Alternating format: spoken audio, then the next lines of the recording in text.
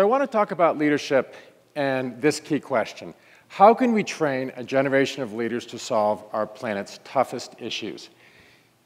It's a key question. I can't think of a more important question for the future of our planet right now.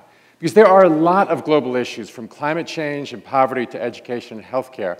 But our biggest problem is, how do we train the leaders to solve these problems in the first place? I want to show you this graph from World Bank economist Jeffrey Shard, and he suggests that never in world history have we had such a leadership crisis. Let's look at the blue line. The blue line represents our population right now at 7 billion, growing to an estimated 10 billion by 2050. It also represents all of the global issues that will worsen as a result. The red line on the bottom represents the impact of the United Nations and our governments that are trying to address these issues. They are flatlining. They are unable to keep up, and our leadership gap grows wider. The top line is the good news. It's the new world economy. It's the massive spread of democracy and free markets over the world in the last 25 years, now spreading across the Middle East and Africa. This line also represents the spread of the internet and other technologies that are causing huge life improvements for the 80% of human beings that live with under $10 a day. So, who is going to fill this gap? It's leaders. It's leaders who understand how to use the free markets and technology to address global issues and the population increase. And I'm not just talking about social entrepreneurs who work on a small level. I'm talking about social intrapreneurs who work inside of large organizations like corporations to affect change from within. Because the nonprofit sector is doing incredible work. But this gap will not be filled without corporations. We need to bring market forces to bear.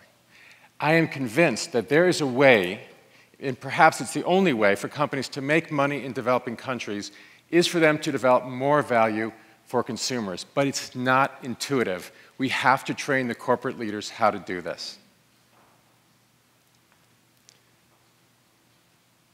So how are we doing today in our quest to train leaders? Terribly. We are using the same leadership training methods that brought us to this crisis in the first place. In our schools across the world, leadership is an extracurricular activity. It's not core, and it's not hands-on. Kids sit in classrooms passively listening, as they have for 100 years. This is no way to build leaders. The situation is even worse in our corporations, which actually spend hundreds of millions of dollars each year on leadership development. What most of these corporate training programs have in common are PowerPoints and hotel ballrooms. Again, no way to train leaders. We need to help develop leaders with a purpose that is connected to the planet and its people. We need to help leaders develop their hearts just as much as we help them develop their brains. And I know it's possible. You know, I am a product of this educational system. I had a great university education, and it gave me all the skills I needed to be a business reporter when I graduated from college. But it didn't give me one thing: purpose. And what I did next in my life to find that purpose, I think sheds light on how we should train leaders in the future. I left my very comfortable life and went to very unfamiliar surroundings.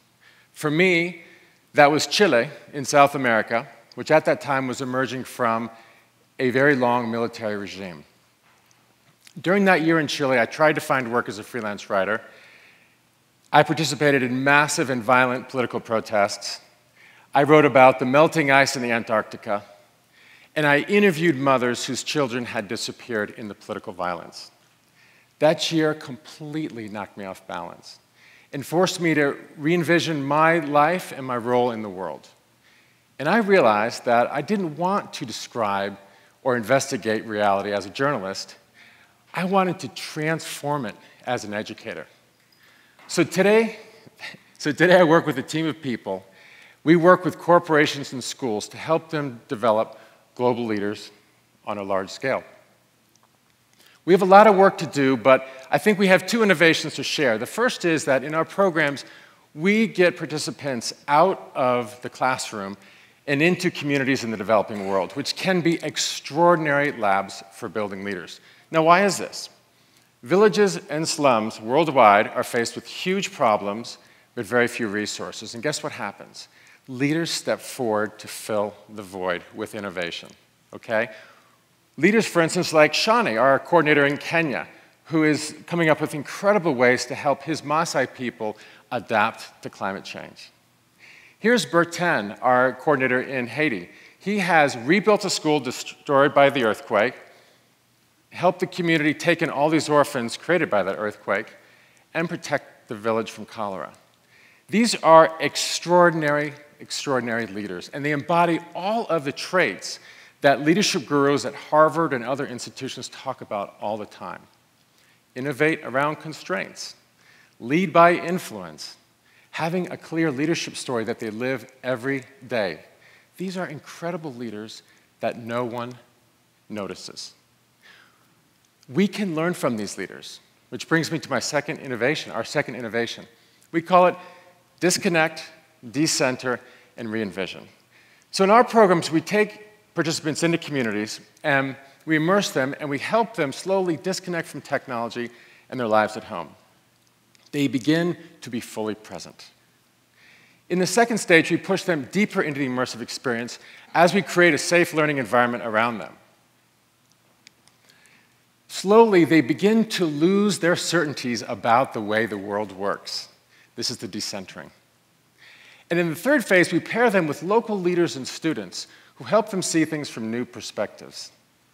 Now, metaphorically, our participants are off balance, and they're falling into the arms of these local leaders who help them re-envision themselves and their work. So this is a very facilitated process, and participants have to do a lot of work both before and after the experience. We also work very hard to integrate it into the processes and the culture of our corporations and our schools. And guess what? It doesn't work for everyone, but it did work for me in Chile.